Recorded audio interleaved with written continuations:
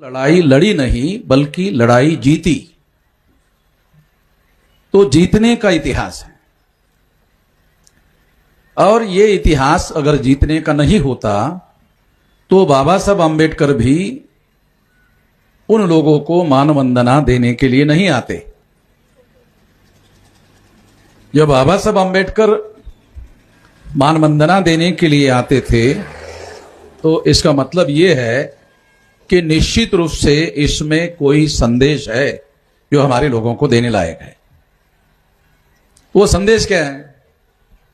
वो संदेश ये है कि हमारे पुरखों ने ये लड़ाई जीती, तो जीतने के पीछे मकसद था कि जो पेशवा लोग हैं वो पेशवा लोग हमारे लोगों के पिछवाड़े पे झाड़ू लटकाते थे और मुंह में हंडी लटकाते थे।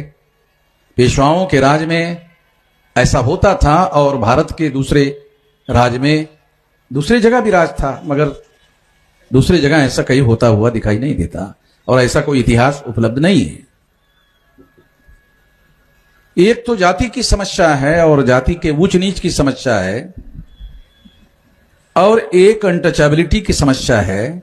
हमारे लोग इसका भी फर्क नहीं समझते कि जाति की समस्या ये ऊंच नीच की समस्या है और अनटचेबिलिटी की समस्या ये छूत अछूत की समस्या है, अस्पृश्यता की समस्या है। ऊंच नीच की समस्या ब्राह्मण छोड़कर सभी के साथ होती थी, इवन क्षत्रियों के साथ भी। अभी क्षत्रियों के जो प्रतिनिधि है उन्होंने अपनी व्यथा बताई, ब्राह्मणों के कंपैरेटिवली उनके साथ भी भेदभाव होता था, ब्राह्मण उनके साथ भी भेदभाव करता था। तो ये तो जात के अंदर जो ऊंच नीच का भाव है वो क्षत्रियों को भी भोगना पड़ता था। तो क्षत्रियों की जातियां थी, वैश्यों की जातियां थी, और शूद्रों की जातियां भी थी। बहुत सारे हमारे पढ़े लिखे लोग हैं, उन लोगों को शूद्रों में और अछूतों में फर्क होता है ये भी समझ में नहीं आता। बहुत सारे लोग शूद्रों को ही अछूत मानते हैं। शूद्र अछूत नहीं है, शूद्र तो टचेबल लोग हैं। महाराष्ट्र में कुणबी, मराठा, ओबीसी ये तो ब्राह्मण धर्म के अनुसार शूद्र माने गए लोग हैं, मगर ये अनटचेबल तो लोग है नहीं। अनटचेबल लोग अलग है। तो जो शूद्र वर्ण था वो बाकायदा चौथा वर्ण था, और अछूत जो है वो चौथे वर्ण में शामिल लोग नहीं थे। ये पढ़े लिखे लोगों को भी समझ में नहीं आता। तमाम पढ़े लिखे लोग जो अछूतों के हैं वो अछूतों में और शूद्रों में घालमेल करते रहते हैं। इसकी वजह से भी समस्याएं हैं। समस्याएं कौन सी है? जागृति की समस्या है। जब आप अछूतों को और शूद्रों को दोनों को घालमेल करते हुए शूद्र मानते रहते हो तो फिर जागृति करने के लिए तो आप लोगों को अलग से सोचना पड़ता है। तो वो सोचने का काम ही नहीं करते, तो आप लोग कामयाब कैसे हो सकते हैं? आपके लोगों के पास ज्ञान तो बहुत दूर की बात है, जानकारी का भी अभाव है। ज्ञान और जानकारी में फर्क है, ये भी बहुत सारे पढ़े लिखे लोगों को समझ में नहीं आता। ज्ञान अलग चीज है, जानकारी अलग चीज है। मगर ये फर्क भी हमारे पढ़े लिखे लोगों को समझ में नहीं आता। जो जानकारी सफल हो जाती है, जो जानकारी उपयोग और प्रयोग करने के बाद सफल होती है, वो ज्ञान है। जो जानकारी उपयोग और प्रयोग में ही नहीं लाई जाती, जानकारी है, आपके पास जानकारी है, उसका आप उपयोग और प्रयोग ही नहीं कर रहे। तो आपके पास जानकारी है, उसको क्या छाटने का, क्या करने का, उसका अचार डालने का, उसकी चटनी बनाने का, क्या करने का, क्या उसका। जानकारी को अगर हथियार मान लिया जाए तो हथियार का तो उपयोग और प्रयोग करने में उपयोगिता है, दिखाने में थोड़ी उपयोगिता है। हथियार का उपयोग और प्रयोग करने में उसकी उपयोगिता है, दिखाने में उसकी उपयोगिता नहीं है। तो एक तो जानकारी होती है, एक ज्ञान होता है। ये बात हम लोगों को समझना होगा। ब्राह्मण लोगों ने यह प्रचार किया, जानबूझकर प्रचार किया और जानबूझकर ब्राह्मण धर्म का नाम बदलकर हिंदू धर्म रखा। कब रखा?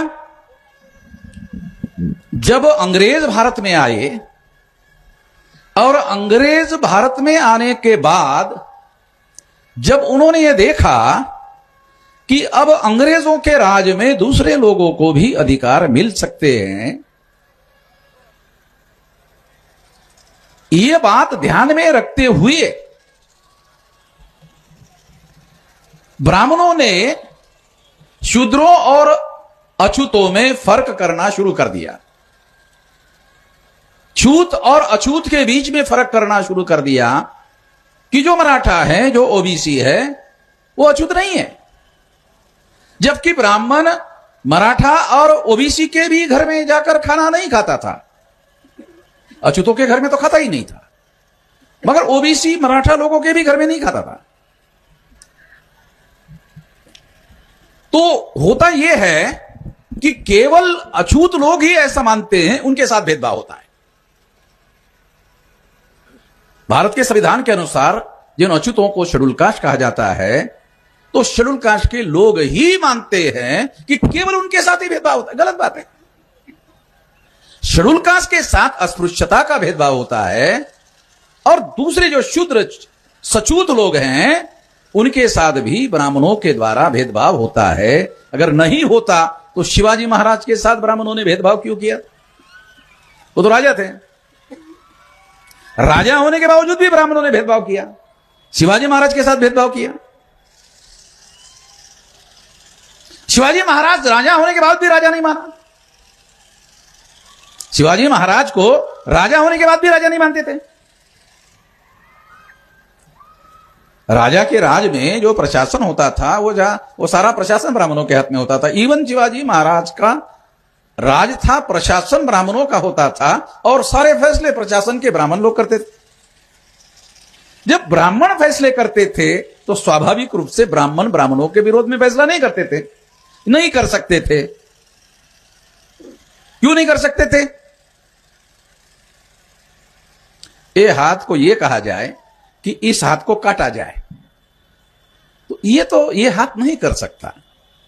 ये हाथ को, राइट हैंड को ये कहा जाए कि लेफ्ट हैंड को जरा काटो, तो राइट हैंड लेफ्ट हैंड को काटने का काम नहीं कर सकता। क्यों? क्योंकि राइट एंड लेफ्ट हैंड दोनों भी एक ही शरीर का हिस्सा है। क्योंकि अगर राइट हैंड लेफ्ट हैंड को काटने का काम करेगा तो शरीर को तो एक ही होने की वजह से वेदना होगी, तो ऐसा तो हो नहीं सकता। स्वाभाविक सिद्धांत को समझाने की कोशिश कर रहा हूं ताकि आपको बात समझ में आ जाए।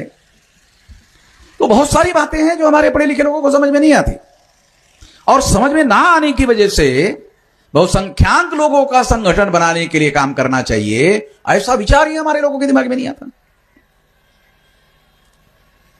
बहुसंख्याक लोगों का जब तक संगठन बनाने का विचार आपके मन में नहीं आएगा तो आचरण कहां से होगा? भले तो विचार आएगा, उसके बाद आचरण होगा। विचार ही नहीं आता है, आचरण कहां से हो? और अगर आचरण नहीं हुआ तो फिर परिवर्तन कहां से होगा? परिवर्तन तो सबसे पहले विचार से होता है। विचार को आचरण में लाना पड़ता है, आचरण समाज जीवन में करना पड़ता है, और समाज जीवन में फिर परिवर्तन आता है। इतना सामान्य तो है नहीं। तो बहुत सारी बातें हैं, इन बातों को बदलते हुए परिप्रेक्ष्य में समझना बहुत ज्यादा जरूरी होता है।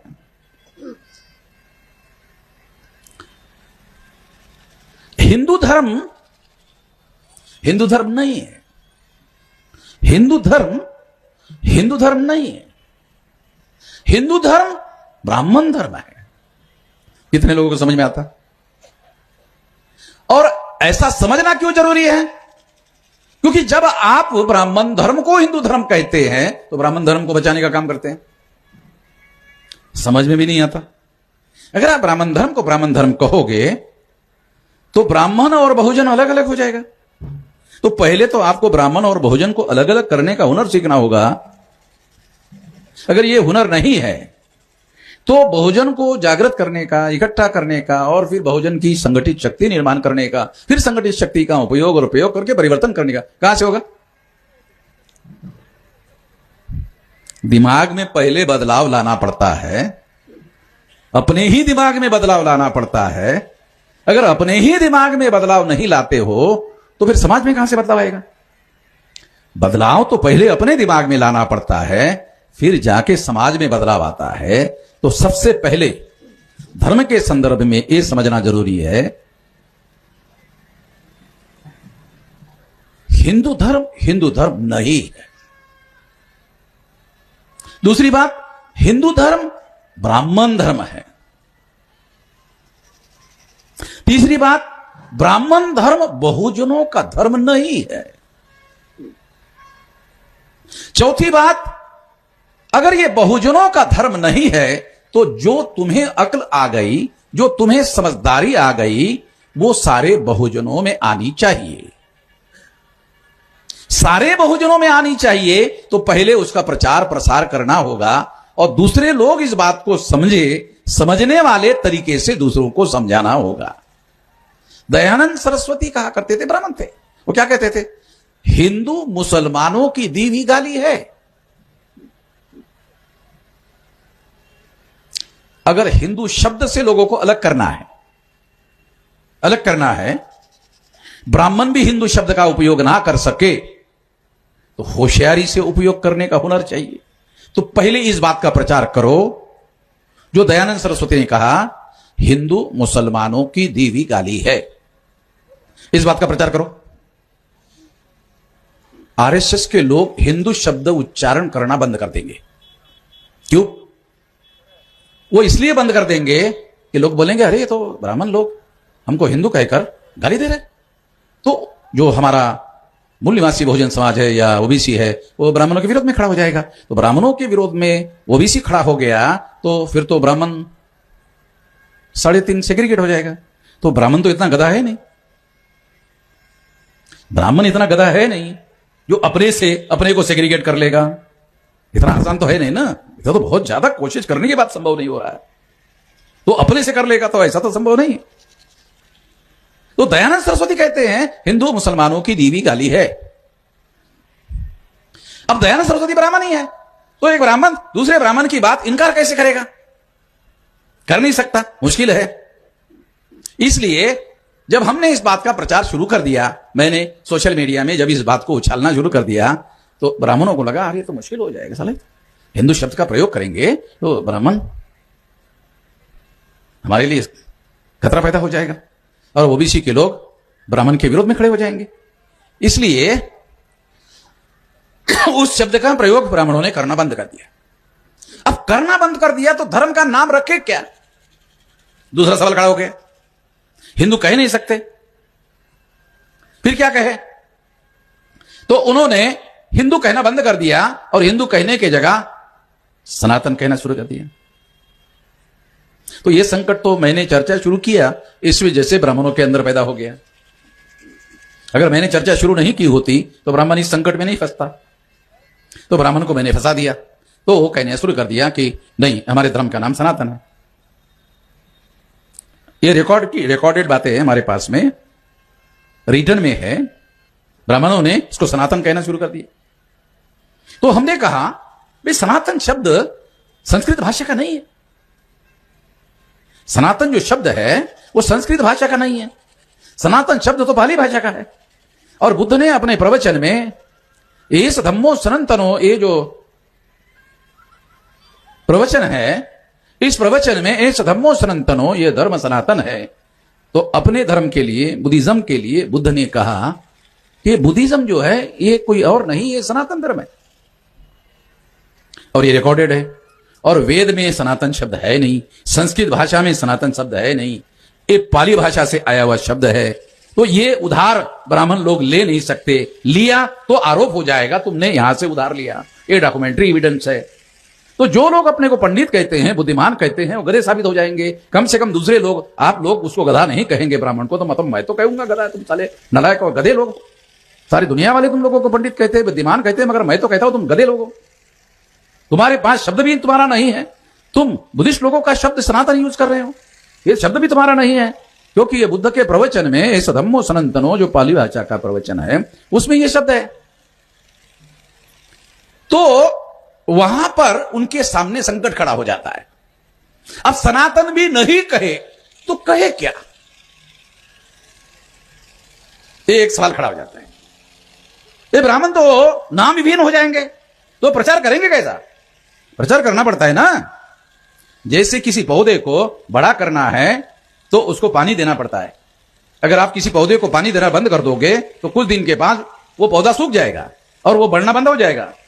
तो पानी, किसी सिद्धांत का प्रचार लगातार अगर करोगे तो वो उसका खाद पानी है, प्रचार बंद हो जाएगा। अगर प्रचार बंद हो गया तो वो मामला वही खत्म हो जाएगा और लोगों के जहन में बार बार अगर वो चीज नहीं आएगी तो लोगों को याद नहीं रहेगा, कोई और चीज लोगों के दिमाग में आ जाएगी, खत्म हो जाएगा मामला। इसलिए ब्राह्मणों के सामने संकट है। ब्राह्मणों के सामने संकट है तो वो संकट वो दूर कैसा करते हैं, ये सवाल है। वो कैसे दूर करते हैं? उनके पास मीडिया है, मीडिया का मैनेजमेंट करते हैं और अपनी बात कहते रहते हैं। दूसरा, सारे बहुजन समाज का जन्म से लेकर मृत्यु तक और मृत्यु के बाद जितने संस्कार होते हैं वो सारे के सारे ब्राह्मण करते हैं। तो हमारे लोगों का कोई भी संस्कार ब्राह्मणों के बगैर होता नहीं है, तो वो उनके यहां जाते ही रहते हैं और वो उनके दिमाग में पेनिट्रेट करते ही रहते हैं और अपनी बातें उनको बोलते ही रहते हैं। अगर एक ब्राह्मण किसी बहुजन के घर में गया और उसके घर में ब्राह्मण ने किसी बहुजन के दिमाग में कोई बात डाली, वामन में शाम को कैसा पता चलेगी? वो तो आइसोलेशन वाला मामला है, वो कोई अखबार वाला मामला तो है नहीं, वो तो कोई सोशल मीडिया वाला मामला तो है नहीं। अगर सोशल मीडिया में होता तो वामन मेश्राम को मालूम हो जाता। वो तो घर के अंदर गया, घर में सलाह दिया, सलाह उसने मान लिया बहुजन ने, वो तो मुझे मालूम ही नहीं होगा। और जब मालूम ही नहीं होगा तो उसके दिमाग में जो खराबी आएगी उसमें बदलाव कैसे होगा? तो बहुत बड़ी समस्याएं हैं। इस समस्या का समाधान क्या है? इस समस्या का समाधान है लार्ज स्केल तक संगठन बनाओ। और लार्ज स्केल तक संगठन बनाने का जो मामला है वो कहां तक होना चाहिए? बूथ लेवल तक।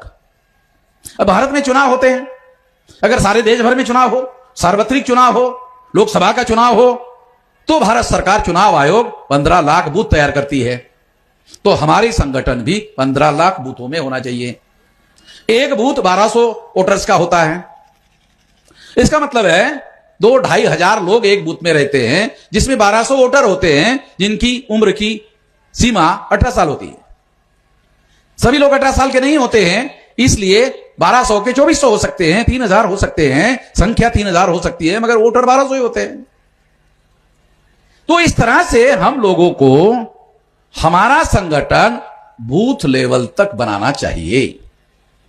अगर आपने बूथ लेवल तक संगठन बनाया और बूथ लेवल तक कम से कम एक कार्यकर्ता आपका अगर है, तो बूथ में क्या चल रहा है आपके कार्यकर्ता को मालूम हो जाएगा। अखबार में खबर आए या अखबार में खबर ना आए, आपको मालूम हो जाएगा कि बूथ में क्या चल रहा है। तो आपका संगठन बूथ लेवल का होना चाहिए। तो इसके लिए 15 लाख बूथ हमारे लोगों को बनानी चाहिए। आप लोग इस बात को गंभीरता से लेते ही नहीं है। अगर आप इस देश में आंदोलन खड़ा करना चाहते हैं, आंदोलन तो खड़ा कर दिया। आंदोलन खड़ा करने से समस्या का समाधान नहीं होगा, जन आंदोलन खड़ा करना होगा। आंदोलन अलग चीज है, वो तो खड़ा हो गया। 769 जिले हैं, उसमें 625 जिलों में हमारा संगठन फैल गया, विशाल संगठन हो गया। 32 राज्यों में बहुत बड़ा संगठन हो गया। हर जगह हमारे कार्यकर्ता हो गए। मगर एक जिले में आपकी शाखा बनना या एक तहसील में शाखा बनना बूथ लेवल का तो नहीं माना जा सकता। बूथ लेवल का संगठन 1200 वोटर पर एक बूथ होना चाहिए, ऐसा चुनाव आयोग का नियम है। मैं तो आपको कह रहा हूं बूथ लेवल का संगठन होना ही चाहिए। मगर जब आप बूथ लेवल का संगठन बनाते हो तो बूथ लेवल का संगठन भौगोलिक नेटवर्किंग होगा। वहां जब आप शाखा तैयार करते हो तो ये एक भौगोलिक शाखा हो गई, बूथ लेवल की शाखा हो गई, जिसमें 1200 वोटर है। अब ये जो 1200 वोटर है कौन है? शेड्यूल कास्ट है, मोस्ट बैकवर्ड शेड्यूल कास्ट है, एक्सट्रीम बैकवर्ड शेड्यूल कास्ट है, शेड्यूल ट्राइब है, मोस्ट बैकवर्ड शेड्यूल ट्राइब है, एमबीसी है, ओबीसी है, इनसे कन्वर्टेड माइनॉरिटीज है, मुस्लिम है, सिख है, ईसाई है, बुद्धिस्ट है, जैन है, लिंगायत है, 14-15 लगभग 1000 वोटर में 15 सामाजिक समूह हैं। तो 1000 वोटर में 15 सामाजिक समूहों के 15 कार्यकर्ता होने चाहिए। एक सामाजिक समूह में एक कार्यकर्ता होना चाहिए। अगर आपने ऐसा किया तो बूथ का संगठन तो होना ही चाहिए, बूथ के अंदर सामाजिक समूह का संगठन होना चाहिए। तो दिल्ली में जो भी फैसला होगा वो 15 सामाजिक समूहों तक फैल जाएगा। तो इस देश में कोई शक्ति रेवोल्यूशन को रोक नहीं लगा सकती यदि आपने ऐसा कर लिया। अच्छा, यह करना आपके नियंत्रण में है। ब्राह्मण आपको कह नहीं रहा है कि ऐसा क्यों कर रहे हो, मैं आपको कह रहा हूं करो करो करो, और कितनी बार कहूं करो। मैं सोचता हूं एक बार कहने से शायद आपके भेजे में नहीं घुस रहा है, मैं समझा के घुसा रहा। ऐसा करने से 15 लाख बूथ का संगठन होगा और ये सामाजिक समूहों में 2 करोड़ लोगों का सामाजिक समूह होगा। और 2 करोड़ लोगों का सामाजिक समूहों का अगर आंदोलन आप देश में शुरू करोगे और एक सामाजिक समूह में 10 लोग अगर मोबिलाइज हो जाते हैं, 2 करोड़ इंटू 10, 20 करोड़ लोग सड़कों पर उतरेंगे। अगर 20 करोड़ लोग सड़कों पर उतर गए तो आजादी के आंदोलन में 3 करोड़ लोग गांधी ने उतारे थे, अंग्रेज भारत छोड़कर चले गए। अगर 20 करोड़ लोगों को सड़कों पर आपने उतार दिया तो ब्राह्मण को भारत छोड़ने की जरूरत नहीं है, छोड़ो ऐसा कहने की भी जरूरत नहीं है। वो ये बोलेंगे बेटा आपको हमने विदेश में पढ़ने के लिए भेजा, अब यहां रहने जैसा कुछ रहा नहीं है, मरने के लिए मरने के बाद 7-8 फीट की जगह मिलेगी कि नहीं मिलेगी समझ में नहीं आ रहा है। जिंदेपन में तो मिलेगी कि नहीं मिलेगी पता नहीं, कि मरने के बाद जगह मिलेगी कि नहीं मिलेगी समझ में नहीं आ रहा है। तो बेटा पूछेगा बेटा पिताजी इतना परेशान क्यों हो रहे हो? नहीं वो अमन मेश्राम सारे देश भर में लोगों को जगा रहा है इसलिए समझ में नहीं आ रहा क्या करें। हमारे लोगों को समझ में नहीं आता, उनको ज्यादा आता है।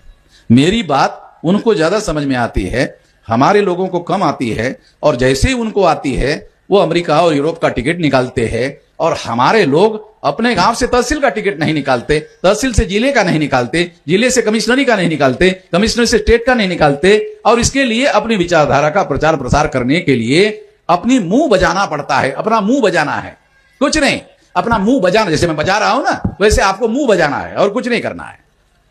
तो ये मुंह बजाने का भी काम नहीं करते हैं हमारे लोग। तो ये जब आप करोगे नहीं, आपके पास साधन नहीं है तो क्या कर सकते हैं वो बता रहा हूं। बगैर साधन के क्या कर सकते हैं ये बता रहा हूं। मैं ये नहीं कह रहा अखबार में आर्टिकल लिखो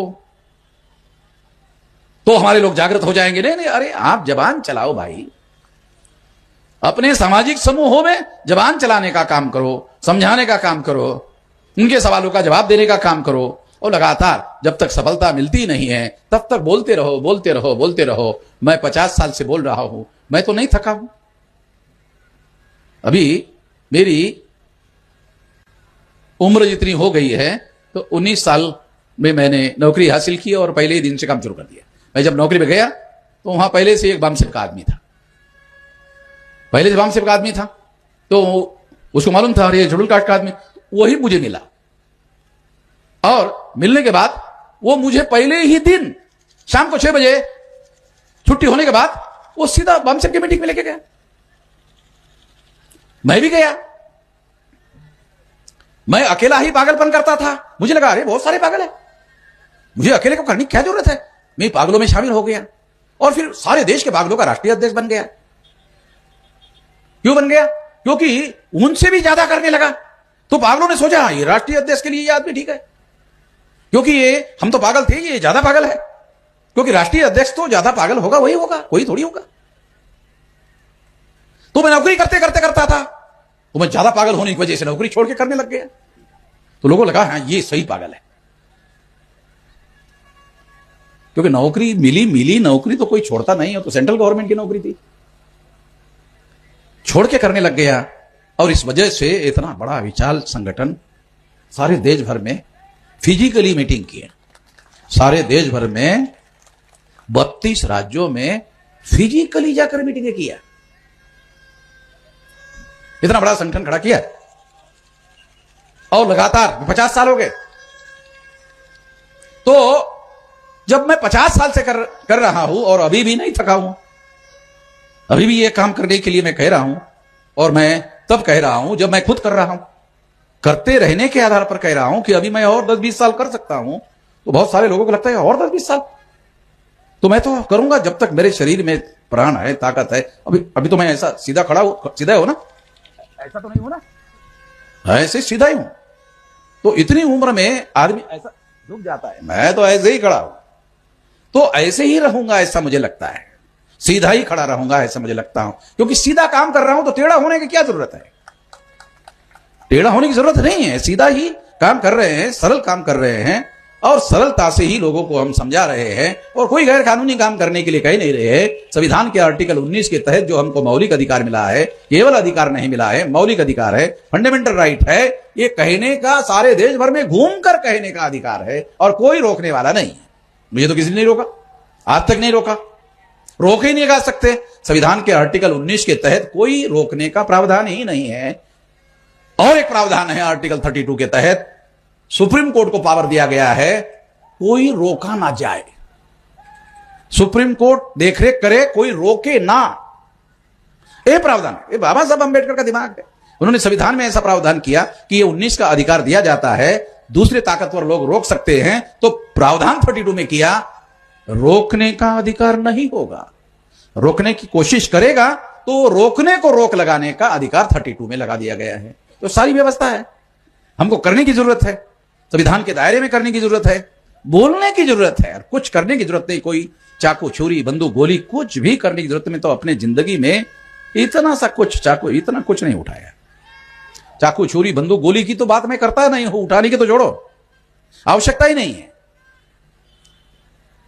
ऐसा करने के बावजूद, कोई हथियार ना उठाने के बावजूद, ओडिशा में आरएसएस ब्राह्मणों के लोगों ने हमें अपना राष्ट्रीय अधिवेशन करने से रोका। तो मैं ये समझता हूं, उनको डर लगा इसलिए रोका, हमें डर लगा इसलिए नहीं रोका, उनको डर लगा इसलिए रोका। अगर वो डर रहे हैं तो मुझे खुश होना चाहिए, मुझे दुखी होने की क्या जरूरत है? मैं खुश होकर वहां से वापस आया और ऐलान कर दिया, पहले वहीं से ऐलान कर दिया। क्या ऐलान कर दिया? कि आरएसएस के हेडक्वार्टर को 22 फरवरी को घेरा जाएगा। ऐलान कर दिया, वो बंद कर दिया, आरएसएस को हेडक्वार्टर को घेरा जाएगा, अब आप बंद कर दो। तो बंद किया नहीं अभी तक, और हम घेरेंगे। जहां तक हम लोगों को प्रोटेस्ट करने का अधिकार है, वहां तक संविधान के दायरे में रहकर अपना काम करेंगे। आज तक कांग्रेस के लोग, तमाम संगठन के लोग आरएसएस का बयानों में विरोध करते रहे हैं, किसी ने आरएसएस के हेडक्वार्टर पे जाके विरोध करने का काम नहीं किया। केवल हम लोग हैं जो उसके हेडक्वार्टर में जाकर के विरोध कर रहे हैं। वो लोग ऐसा क्यों नहीं करते? क्योंकि वो भी ब्राह्मण ही है, कम्युनिस्टों के ब्राह्मण हैं, कांग्रेस के ब्राह्मण हैं, सोशलिस्टों के ब्राह्मण हैं। एक ब्राह्मण दूसरे ब्राह्मण का विरोध नहीं कर सकते, और करते हैं तो बयानों में करते हैं, और बयानों में करने के बाद, पार्लियामेंट में लड़ाई लड़ने के बाद, बीजेपी वाले कांग्रेस के विरोध में, कांग्रेस वाले बीजेपी के विरोध में, पार्लियामेंट में बोलने के बाद, दोपहर में खाना खाने के लिए पार्लियामेंट की कैंटीन होती है, उस साइड में बीजेपी वाला बैठता है, इस साइड में कांग्रेस वाला बैठता है, और दोनों मुर्गी का ऑर्डर देते हैं और दोनों मिलकर खाते हैं। वो हमारी जैसी लड़ाई नहीं लड़ सकते, वो तो हमें लड़ाई लड़ रहे हैं ये दिखाने का सॉन्ग करते हैं, दिखावा करते हैं, ताकि हम लोगों को लगे कि नहीं हमारी लड़ाई लड़ रहे हैं। वो हमारी लड़ाई नहीं लड़ रहे हैं, न लड़ सकते हैं। वैसे भी हम लोगों को स्वोद्धार का रास्ता अपनाना चाहिए, स्वतः का उद्धार करने का रास्ता अपनाना चाहिए। हमारा उद्धार कोई और करेगा, इस पर हमको यकीन क्यों करना चाहिए? अगर यकीन किया होता तो फिर संगठन का निर्माण काहे के लिए करते? आत्मोद्धार का, स्वतः का उद्धार करने का रास्ता हमने अपनाया, इसलिए स्वतः का संगठन बनाया।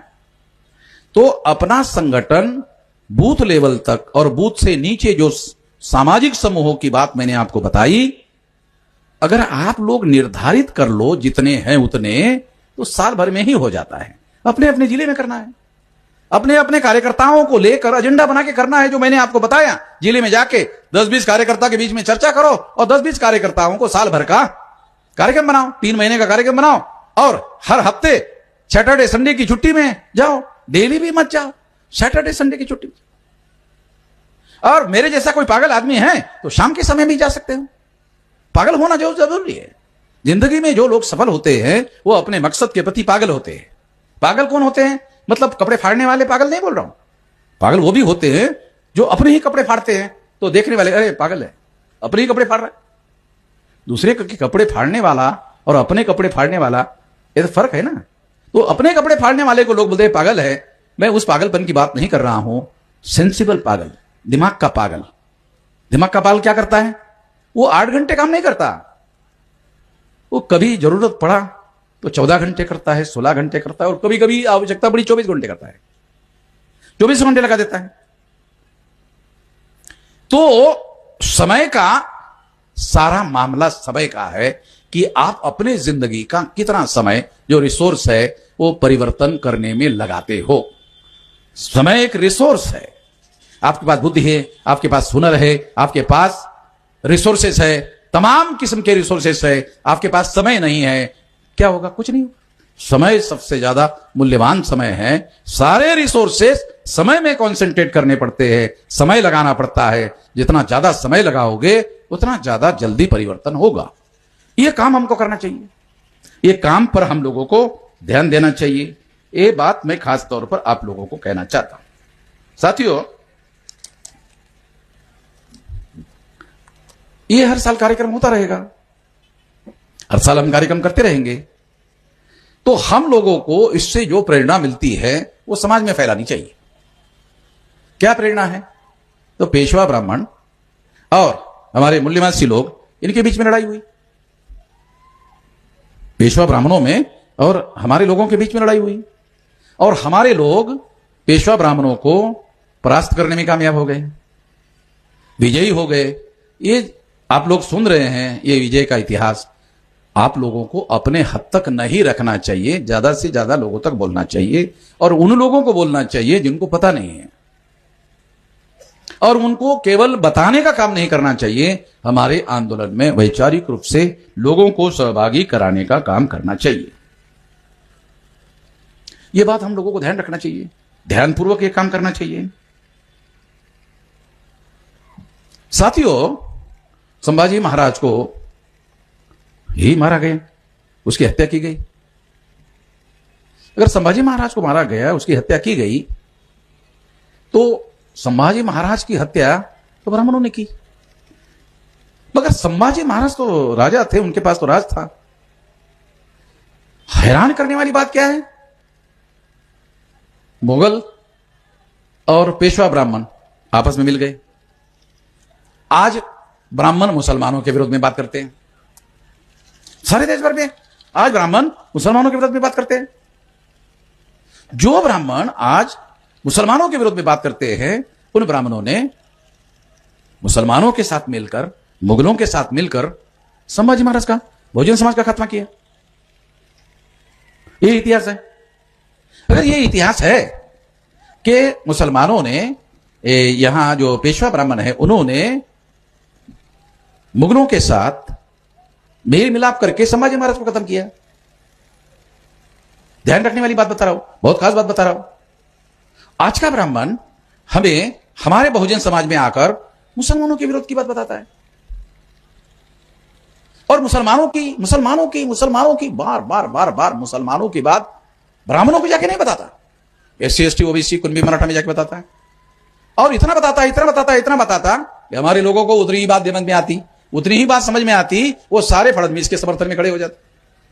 अगर फडणवीस के समर्थन में SC ST OBC Kunbi Maratha समर्थन में खड़े नहीं होते, मुख्यमंत्री होता क्या महाराष्ट्र का? नहीं हो सकता था। हमारे ही लोगों ने उसका समर्थन किया। हमारे ही लोगों ने अगर समर्थन किया, इस वजह से अगर ब्राह्मण मुख्यमंत्री हो गया, तो हमको तो कहता है मुसलमानों के विरोध में बातें करता। इतिहास में मुसलमानों के साथ, मुगलों के साथ मेल मिलाप करके संभाजी महाराज को मारा, और आज मुसलमानों के विरोध की बात हमको बता रहा है। हमको बताकर हमको मुसलमानों के विरोध में खड़ा कर रहा है।